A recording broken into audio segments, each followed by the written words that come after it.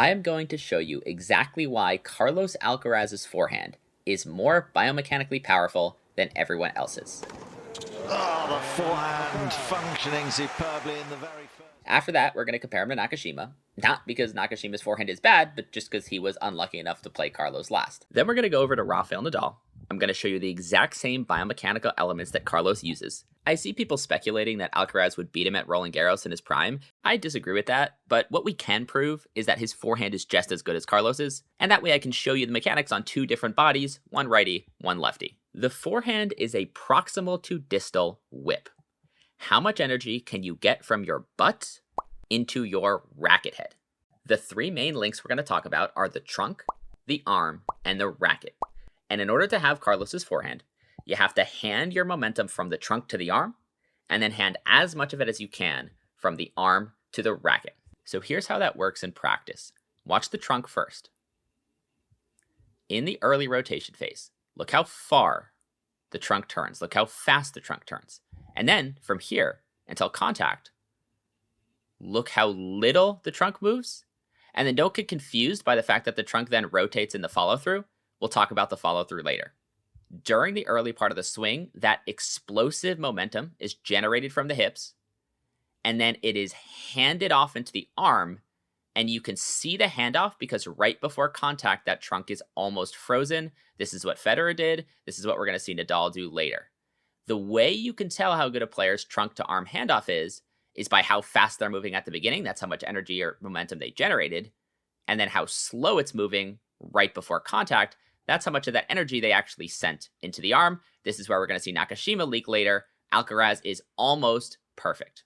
Next, let's talk about the arm to racket handoff. So early, the arm is actually moving faster than the racket. See how the racket is actually getting stuck behind the arm? That's what we want. Load a little bit of stretch into the wrist and forearm. Now they're moving the same speed for a couple frames here. See how that racket wrist angle isn't changing? And now from here, that racket is overtaking the arm. So here the racket and the arm are moving the same speed, and here the racket is overtaking the arm. Now, it is not possible to send 100% of your arm's momentum into the racket the way it's possible to send 100% of your trunk's momentum into the arm. The wrist simply isn't strong enough to act as a perfect whip. To be honest, Carlos's wrist is insanely strong. He goes from 95, maybe even 80 degrees of lag out to like 160, 170. Now in the book, I wrote 135 because realistically, that's probably what your wrist can handle. That's what my wrist can handle. If I crack my wrist this hard, it really hurts after I hit for a while. So this is probably not attainable for most people, but going from something like 90 degrees to 135 degrees is very, very doable and will make your forehand much better. That's how you crack the arm's momentum into the racket head. That's how you crack the end of the whip.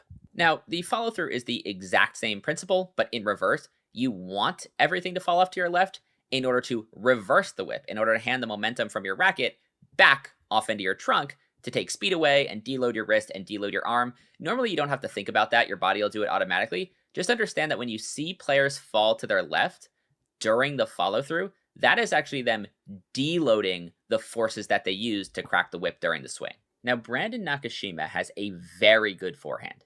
His handoffs are maybe just 80% efficient, whereas Alcaraz has kind of the platonic ideal of kinetic efficiency. So if we go back to this forehand first, we'll watch the trunk into the arm handoff first. Not quite as explosive early as Alcaraz, and then just leaks a little more of that rotation through the contact than Alcaraz does. And you might think, wait, that didn't look like much, but it's not much. We watch Alcaraz at the bottom, though. See the difference? See how perfect the handoff is? I'm going to go frame by frame so you can see it. From right around here, see how that trunk is laser still? So, if you could develop Nakashima's forehand, that would be amazing. But then, Alcaraz is just at that next level of perfection as far as the amount of angular momentum he handed from his trunk to his arm. So now if we go into the next forehand here, this one, the handoff's a little bit better. So we get kind of rip it into contact, and from here, the trunk is basically frozen. So what went wrong here? Well, two things. First, the handoff from the arm to the racket is not quite as efficient. When you swing through the ball close to your body like this, it's not as natural for the hand to pull back on the handle and create that little whipping effect that causes the momentum to go into the racket. And that's why you want to use more space. And that's one thing we've really helped clients with, is creating the space that makes that handoff natural. The other thing here is he is in either neutral or negative balance. He is falling back just a little bit while hitting this shot. And this is something that Alcaraz is amazing at, leaning in whenever he can. So watch this forehand. He's not actually just using his hips. You can hit amazing shots with just the hips. The truth is, if you can get your knees and your quads and your feet involved by leaning in while using your rotation, you can get even more force, of course, provided you can hand it off all the way into the racket. All right, Rafael Nadal, the platonic ideal of the forehand. Let's watch both handoffs. First, I want to watch trunk. Just like Alcaraz, extremely explosive, and then frozen. I'm going to slow it down for you. Ready? Extremely explosive, and then absolutely frozen. And then let's watch the hand. Let's watch the racket. So again, load a little bit of stretch into the wrist. Same speed, same speed. When you see that 90 degrees holding, those are moving the same speed. The whip hasn't cracked yet.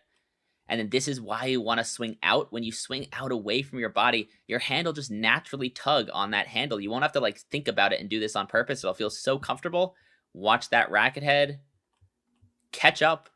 That's an extremely good handoff, similar to Alcaraz. Rafa is able to whip this so hard. Most people's wrists probably aren't strong enough for this level of whip. He is whipping back from 90 degrees to, somewhere, 170. Absolutely beautiful. And the thing about Rafa is it's just perfect every time. We're going to watch it again. Boom. Perfect trunk whip. Look, the trunk is frozen.